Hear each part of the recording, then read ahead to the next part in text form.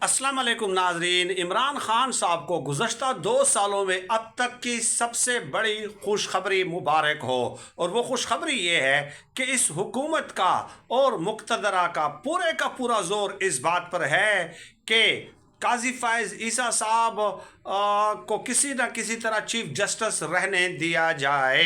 चुनाचे आज वकला तंजीमों का कन्वेंशन हुआ लाहौर में, और उन्होंने बाकायदा एलामिया जारी कर दिया है।